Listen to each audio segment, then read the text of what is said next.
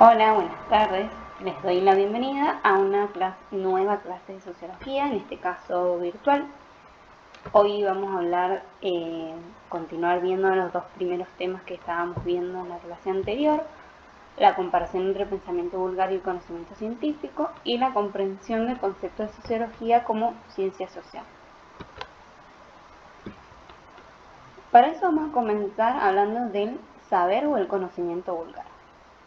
Es un tipo de conocimiento que se nutre de ideas, opiniones y creencias propias de una sociedad particular y se caracteriza por ser ambiguo e impreciso. Es aquel saber que usamos para desenvolvernos en la vida cotidiana, que es de utilidad para relacionarnos con otras personas, pero sin embargo a veces esas opiniones a las que recurrimos para afrontar nuestra vida diaria pueden ser falsas desde el punto de vista del conocimiento científico. Por ejemplo, durante mucho tiempo se creyó que la mayoría de los seres humanos pensaba que la Tierra era plana y que se mantenía inmóvil en el centro del universo.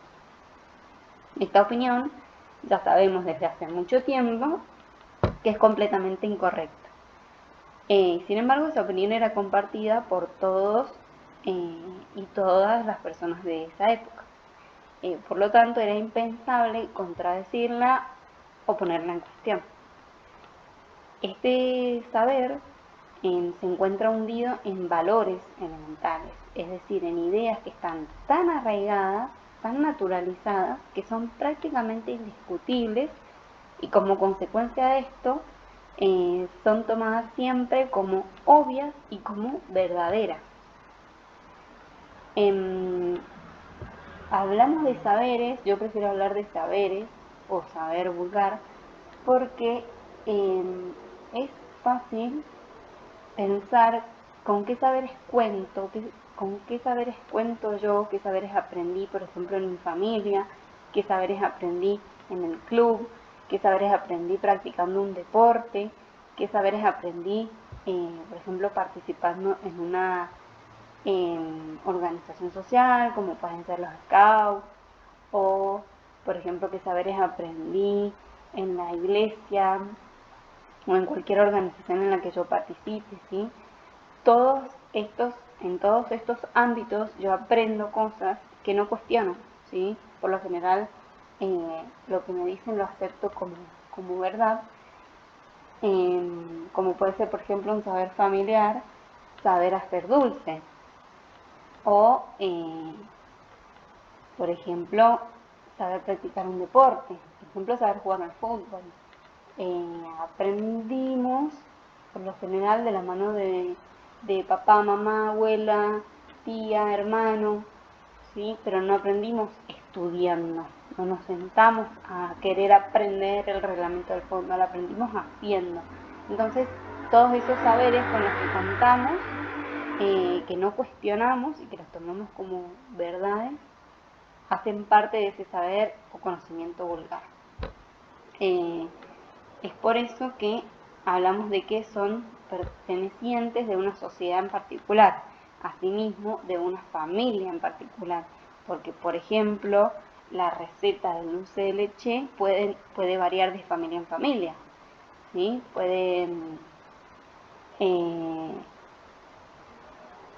Por ejemplo, el saber de poner la mesa o cómo hacer la cama, son saberes que se pueden hacer de manera diferente de acuerdo a la familia, de acuerdo a la sociedad en la que yo me desenvuelvo. El saber vulgar tiene algunas características que, por ejemplo, que es espontáneo, es decir, que se va acumulando de manera sin que nos propongamos conscientemente adquirirlo, como decíamos recién, jugar al fútbol. Yo no es que quise aprender a jugar al fútbol, no es que quise aprender a jugar al rugby, sino que mi papá un día me tiró una pelota, me tiró una bocha, me tiró una guinda y aprendí. También es un conocimiento que está socialmente determinado, como hablábamos recién, ya que se lo comparte en una determinada comunidad, en una determinada familia, y solo por el hecho de pertenecer ahí, a esa cultura, a esa comunidad.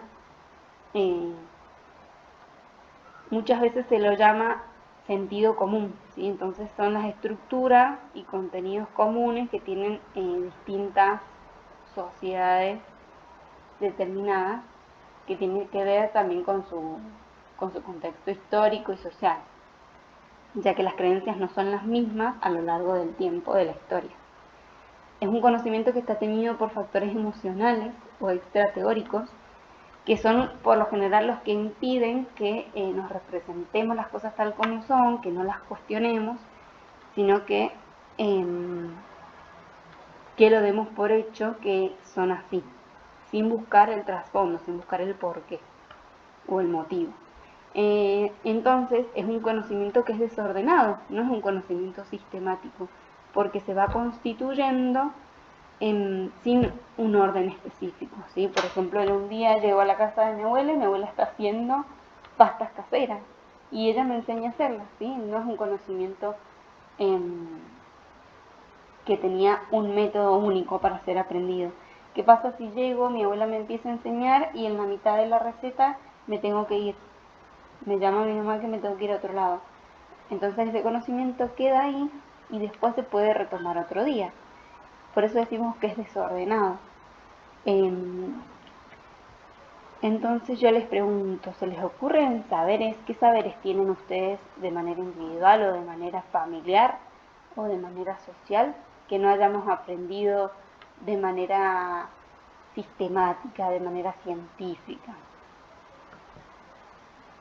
Cuando nos apartamos de las creencias habituales y nos preguntamos mediante una perspectiva crítica por el sentido del mundo en el que vivimos, lo empezamos a cuestionar, cuestionamos nuestras opiniones habituales, empezamos a buscar respuestas que vayan más allá del sentido común, que vayan más allá de lo que yo conozco.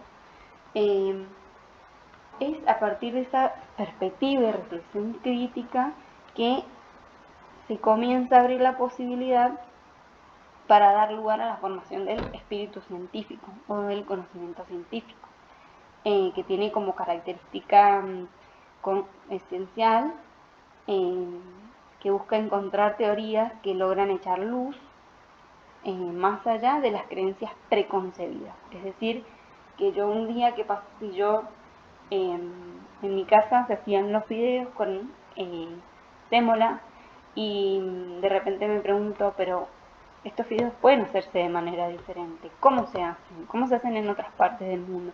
Empiezo a investigar y me doy cuenta que existen de sémola, existen de trigo, existen de arroz, existen de harina de arvejas.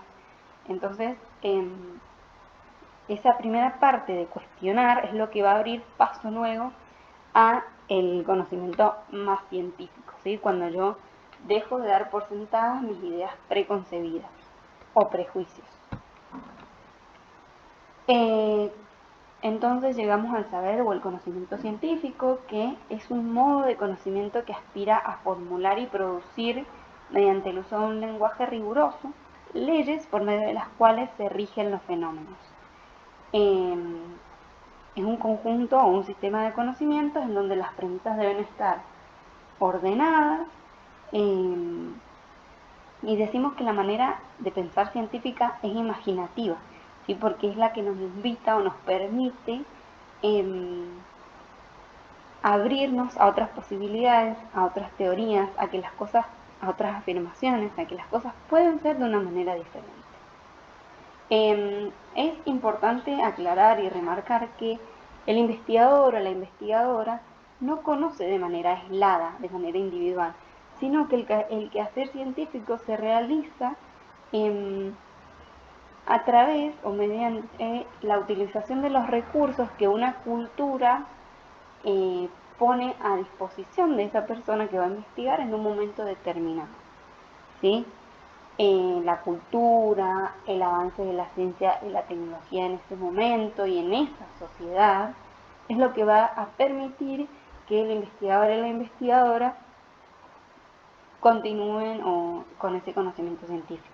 Como veníamos diciendo, por ejemplo, con la idea de que la Tierra era plana, era una idea que estaba muy afirmada en la cultura de esa época, y sin embargo a partir de la reflexión y cuestionamiento crítico, y mediante la utilización de los recursos que estaban a disposición en la época y en la cultura, se llegó al conocimiento de que la Tierra no era plana, sino que era redonda, y la Tierra no era el centro del universo, sino que el centro era el Sol, ¿sí? El conocimiento científico también tiene algunas características. Bueno, es comunicable, tiene que poder ser transmitido, de dominio público y de fácil acceso. Es un conocimiento sistemático, es metódico, ya que es un conjunto de premisas que debe seguir ciertos pasos que están establecidos. Es un conocimiento que debe ser verificable, porque toda proposición debe poder ser puesta a prueba, debe poder cuestionarse, y es a partir de ese cuestionamiento que luego se puede crecer y aprender nuevas investigaciones, y ahí es donde avanza la ciencia. Utiliza un lenguaje preciso y riguroso, pero que al mismo tiempo debe ser comprensible, y es un lenguaje que por lo general debe ser compartido con la disciplina, la comunidad de conocimientos de científicos de una disciplina en particular, ¿sí? Y la última característica es que debe ser provisorio hasta tanto nuevas investigaciones avancen, confirmen o desestimen esas teorías. Bueno, entonces, ¿qué hace la sociología con todo esto? La sociología se ocupa de todas las situaciones habituales, ¿sí? Entonces, es la ciencia o la disciplina que estudia esas situaciones. Con una particularidad, que los objetos de conocimiento de esta ciencia y el sujeto de conocimiento de esta ciencia están insertos en el mismo sistema social. ¿Sí? Entonces, con esta dificultad, con esta característica, es con la que va a trabajar nuestra ciencia, nuestra disciplina. Bueno, eso es todo por hoy. Nos seguimos comunicando por todos los medios que hay a disposición, y les invito a realizar las actividades prácticas.